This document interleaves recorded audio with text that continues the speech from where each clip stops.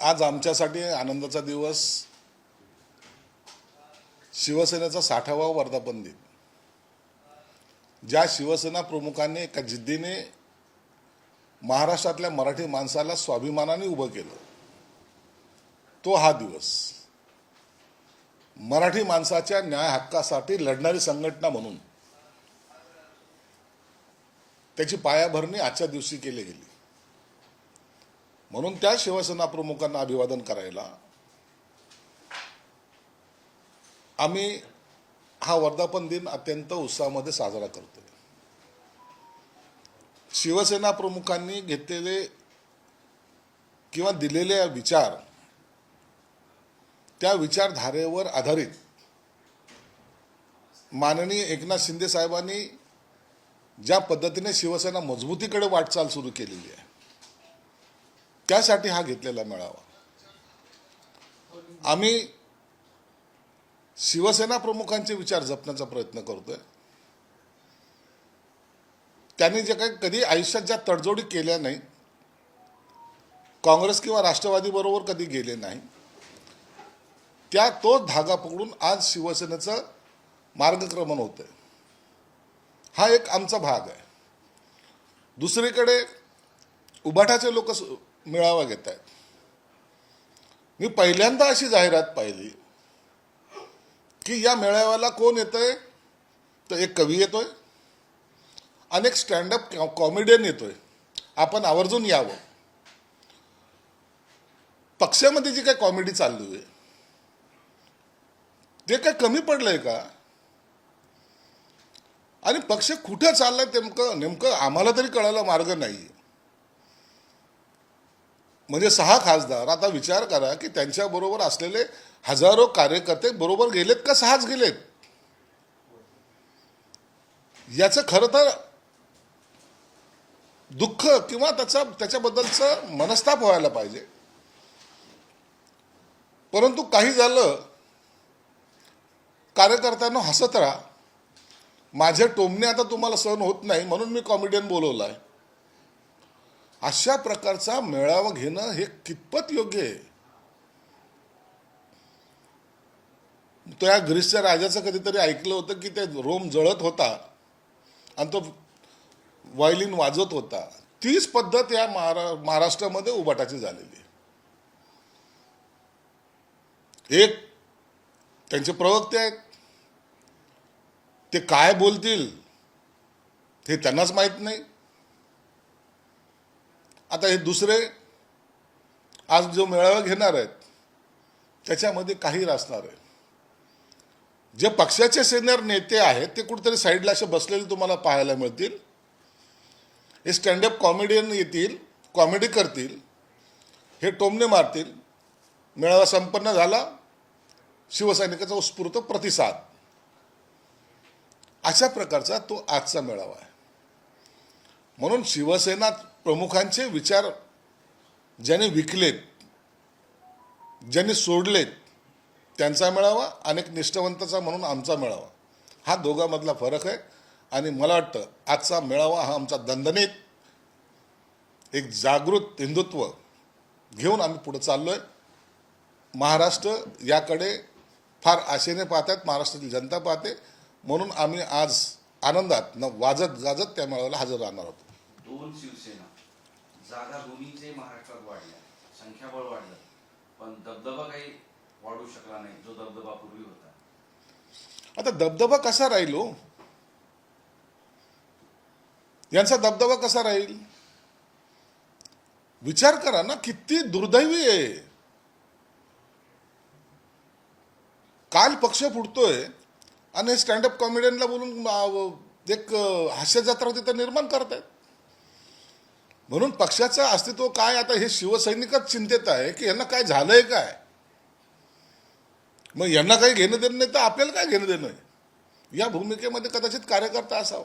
नाही, प्रश्न असा आहे सर की शिवसेनेचे 2 गट झाले, तुमची शिवसेना, ठाकरेंची शिवसेना, बरोबर. संख्या वाढली, मंत्री वाढले, आमदार वाढले, खासदार वाढले, पण पूर्वी जो शिवसेनेचा दबदबा महाराष्ट्रात होता तो आता कमी झाला अशी चर्चा. हे बघा, आमचा दबदबा, शिवसैनिकाची ताकद हाच आमचा दबदबा आहे. आणि एक लक्षात घ्या, नेत्यांमध्ये हा फरक असतो. शिवसेना प्रमुखांचा बरोबरी कोणीही महाराष्ट्रातला कोणताही पक्षाचा नेता करू शकत नाही, हे स्पष्टपणे तुम्हाला सांगतो. शिवसेना प्रमुखाचा जो दरारा होता तो महाराष्ट्रामध्ये कोणीही कोणत्याही पक्षाच्या नेत्याने निर्माण करू शकला नाही, म्हणून त्यांची बरोबरी करण्याचा प्रश्नच येत नाही. आमचा पक्ष, आम्ही ज्या पद्धतीने आता प्रगती करतोय, ज्या पद्धतीने पुढे जातोय, हा दबदबा नाही तर लोकांचा विश्वासावर जातोय. म्हणून आम्हाला दबदबा निर्माण करण्यापेक्षा लोकांचा विश्वासात संपादन करणं हे महत्वाचं वाटतं. अजूनही हे लोक मुंबईत नाही, मंत्रिपद कोणाला द्यायचं यावर वाद सुरू आहे. मंत्रिपद एकाला मिळेल आणि उरलेल्या 5 जणांना 25 कोटी दिले जातील. रात्री डील झाली असं संजय राऊत म्हणतात. संजय राऊतने रात्री जास्त घेतली असावी, त्याला ते सगळं स्वप्नात दिसतं. आता हे असं कधी घडतं का हो? कुणाला मंत्रिपद द्यायचंय आणि कुणाला 25 कोटी द्यायचे, हे काय याच्या कानात कुणी येऊन सांगतंय का? हा किती मूर्ख माणूस असावा, याची काही लिमिट तरी ठेवायला पाहिजे का नाही? अहो 6 महिन्यापूर्वी पक्ष फुटणार हे तुम्हाला माहित होतं, तुम्ही झोपा काढत होते. त्याचं काय? ऑपरेशन टायगर कधी चाललं? 6 महिन्यापूर्वी, 1 वर्षापूर्वी चाललेल्या बातम्या आहेत या. मग तुम्ही तुमच्या पक्षाच्या या सगळ्या पदाधिकाऱ्याला थांबवण्यात अपयशी कसे ठरलात? आणि म्हणून तुम्हाला आता पक्षाची गरज नाही राहिली. आणि संजय राऊत मुळात त्याने लॉक जे आहे ना, गोदरेजचं लॉक त्याच्या हातातच आहे. तो हा पक्षाला कधी लॉक लावेल ना आणि कधी पळून जाईल सांगता येत नाही. कारण की भविष्यामध्ये आता तो कधीही राज्यसभेचा खासदार सुद्धा होणार नाही. एक असं आहे की चंद्रकांत खैरेकर असं म्हणाले की मराठवाड्यातला एक कॉन्ट्रॅक्टर आहे, त्यांनी हे सगळे पैसे दिले आणि हे सगळं जमवून आणलं. म्हणजे आता ते मराठवाड्यातला कॉन्ट्रॅक्टर कोण? म्हणले की 600 कोटी रुपये जबाबदारी त्याच्यावरती पहा. आता कोण कॉन्ट्रॅक्टर त्याचं नाव घेतलं पाहिजे ना, कोणतरी असेल तर सांगितलं पाहिजे. किती पैसे त्याच्या घरात आहेत, किती पैसे त्यांनी वाटलेत, हे सगळ्या गोष्टी ज्या आहेत ह्या हवेतल्या गोष्टी. एखादा आरोप करायचा ज्याच्यामुळं खळबळ माजेल, अशा प्रकारचं तंत्र आजकाल अनेक राजकीय पक्षाचे नेते वापरतात. साहेब, रोहित पवारांचं असंच विधानसभेमध्ये एका खासदाराची किंमत 85 कोटी रुपये ठरवण्यात आली आणि विकास निधी म्हणजे 250 कोटीचा अंदाज देण्यात आला. आता या महाविकास आघाडीच्या सर्व नेत्यांनी एकत्र बसावं आणि एक आकडा ठरवून घ्यावा. लोक कन्फ्यूज आहेत हो. संजय राऊत एक आकडा सांगतो, रोहित पवार एक आकडा सांगतो, ते बाकीचे आणखीन काही प्रवक्ते ते वेगळा आकडा सांगतात. यांना माझी विनंती राहणार, तुम्ही एका ठिकाणी या, बसा आणि एक आकड्यावर ठाम राहा. मग कोण खरं बोलतं कोण खोटं बोलतं हे कळेल तरी खरं. ज्यांना माणसं जपता येत नाही ते आकड्याची बोली बोलतायत. म्हणून याच्यावर आता लोक विश्वास ठेवत नाही. राज्यातलं पोलीस खातं गद्दारांच्या संरक्षणासाठी आहे का? जे येणार आहे त्यांना पोलीस संरक्षण लावलं आहे, स्वच्छ आहेत ना ते, मग कशाला पोलीस संरक्षण? तेच बोलतात राऊतला पोलीस संरक्षण कशाला पाहिजे हो? जी येणार राऊतला पण का दिलंय? मग बाकी इतर जे नेते आहेत त्यांना का दिलेलं आहे? त्यांना कोणी चिमटाही काढणार नाही अशांना सुद्धा पोलीस संरक्षण दिलेलं आहे खात्याने. पोलीस संरक्षण देण्याची एक पद्धत असते. हे ज्यांनी सत्ता भोगलं त्यांना सुद्धा कळलेलं नाहीये. हे महाराष्ट्रात खरं तर दुर्दैव आहे. लोकांनी सहन करताय तुम्हाला आणि तुम्ही धडधड सगळं खोटं जे बोलतायत ते आता लोकांच्या पचनी पडत नाहीये. उद्धव ठाकरेंनी त्यांच्या पक्षाने कार्यकर्त्यांनी रक्ताचं पाणी केलं आणि यांना निवडून दिलं. लाज असेल तर खासदारकीचा राजीनामा द्या आणि जनतेसमोर जा. आणि त्या कार्यकर्त्यांनी काय केलं? जे निवडून आलेले आहेत ते गेले 30-30, 40-40 वर्ष तुमच्या सोबत राहिलेली आहेत. तुम्ही त्यांच्या मतदारसंघामध्ये किती वेळा गेले हो 40 वर्षात? उगाच बोलायला लावू नका. कार्यकर्त्याच्या जीवावर पक्ष मोठा होत असतो. कमीत कमी एक वाक्य तरी लक्षात ठेवा. शिवसेना प्रमुख असे म्हणायचे, शिवसैनिक माझे कवचकुंडल आहेत आणि तुम्ही शिवसैनिक माझ्या पायाची चप्पल आहे असं म्हणतात. हा दोघातला असलेला फरक आहे. बरं, हे 6 लोक तुमच्या मेळाव्यात येणार आहेत का? हे स्पष्ट आहे का? कारण पोलिसांच्याच रिपोर्टमध्ये असं लिहिलं आहे की ही लोक शिवसेनेच्या मेळाव्यात जाऊ शकतात, सुरक्षा ठेवावी. मग आता तरी कबूल करा. यालाच लागून एक प्रश्न की आपल्या असोसिएशन विलीन कधी होणार आहे? एक मिनिट थांब. एक हे लक्षात घ्या तुम्ही, काही गोष्टी सस्पेन्स राहू द्या. उत्सुकता ही वाढली गेली पाहिजे, उत्सुकता ही ताणली गेली पाहिजे आणि त्याच्यामध्ये योग्य वेळेला कुणाची एंट्री घ्यायची हे एकनाथ शिंदे साहेबाशिवाय दुसरा कोणी करू शकत नाही, हे सगळं महाराष्ट्र जाणतं. हास्य सांगताय म्हणून तुमचं, हास्य सांगताय. म्हणून शिंदे साहेबाच्या अधिकारावर कुठंही गदा येऊ देऊ नका, त्यांचा निर्णय त्यांना घेऊ द्या. साहेब, या मोदी सहा ट्रम्पला खासदारांनी असा आरोप केला होता की ठाकरेंची शिवसेना जी आहे ती काँग्रेसमध्ये विलीन होणार होती, म्हणून आम्ही इकडे जाण्याचा निर्णय घेतला, असं म्हणणं आहे त्यांचं. काँग्रेसमध्ये उबाटा ही 2019लाच विलीन झालेली आहे. तुम्ही पाहत असाल, ज्या मातोश्रीवर इतर पक्षाचे नेते येत होते, पार राष्ट्रपती पदाचे उमेदवारापासून ते राज्यसभेच्या सदस्यापर्यंतचे लोक जेव्हा निवडणूक असायचे तिथे येत होते. आता गेल्या 19 पासून पद्धत बदललेली आहे. हेच लोक आता कधी सिल्वर ओकला जात आहेत, हेच लोक कधी त्या राहुल गांधीच्या भारत जोडो यात्रेमध्ये सामील होत आहेत, हेच लोक दिल्लीला जाऊन सोनिया गांधीला शुभेच्छा देत आहेत.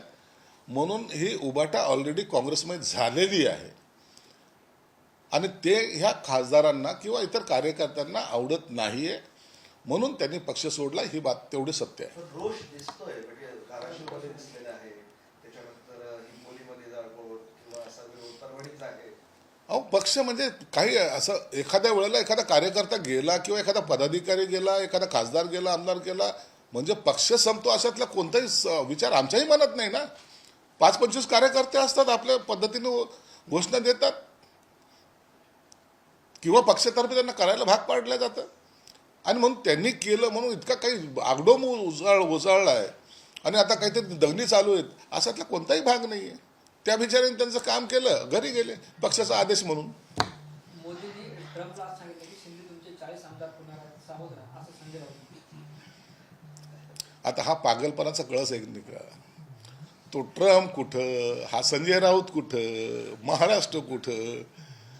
अरे नालायकांनो, राजकारण करताना कमीत कमी चांगले वाक्य तर वापरा. तुम्हाला काय बोलायचं एकदा ठरवून तर घ्या. आता ट्रम्पचा आणि तुमच्या खासदार फुटीचा काय संबंध आहे रे बाबा. तुम्ही खरं तुमचा इलाज करून घ्या. आता तुम्हाला त्याच्याशिवाय गत्यंतर नाहीये. नसता उबाटाचे लोक कुठे जातात, लंडनला जात असतात ना, तिकडे एक फेरी मारून या, शांत डोकं करा, नंतर राजकारणाचा विचार करा.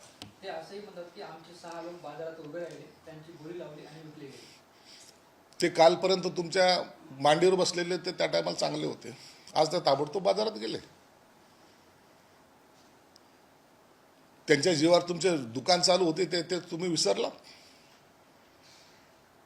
त्यांचा बाजार तुम्ही मांडला होता ते तुम्ही विसरलात. आज स्वाभिमानानं ते बाहेर गेले, तुम्हाला त्रास व्हायला लागला. तुमच्या त्रासाला कंटाळून जे बाहेर गेलेत ना, त्यांनी तो योग्य निर्णय घेतलेला आहे.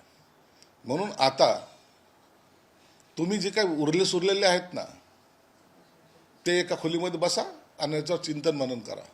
ज्या 6 खासदारांना Y+2 दिली त्याच्यात ऑपरेशन तुडवा इफेक्ट आहे, असं सुद्धा संजय राऊत म्हणतात. तर संजय राऊतचं डोकं पागल झालं हो. त्याच्यावर काय बोलायचं. त्यांनी कधी आयुष्यात सत्य बोललाय का. बेस्ट संपावर गेलेला आहे, सकाळी बसेस बाहेर निघल्या, त्या फोडण्यात आलेल्या आहेत, मुंबईकरांचे हाल सुरू आहे. भाजपचं असं म्हणणं आहे, म्हणजे जी भाजप प्रणित संघटना आहे त्यांचं म्हणणं आहे की कम्युनिस्टांनी उबाठा घडवणार काय जाणीवपूर्वक. हे जाणीवपूर्वक घडवत आहेत. आता मागे प्रताप सरनाईकनी एवढी हे सगळ्या अडचणीत असताना सुद्धा त्यांना आपण एरियस दिलाय, त्यांना बाकीच्या सुविधा द्यायचा प्रयत्न केलेला आहे आणि त्या अडचणीतून मार्ग सुद्धा काढलेला आहे. आपण पगार वाढ सुद्धा द्यायचा प्रयत्न चालू आहे. आणि म्हणून अशा वेळेला हे संघटन आपल्या हातातून जाऊ नये म्हणून हे यांची ही खेळी आहे. साहेब, खासदाराच्या पाठीमागे आमदार सुद्धा येणार आहेत असं बच्चू कडू म्हणतात. आता बच्चू कडू काय बोलले याबद्दल मला माहीत नाही, परंतु याचा निर्णय सर्वस्वी एकनाथ शिंदे साहेब घेतील. धन्यवाद.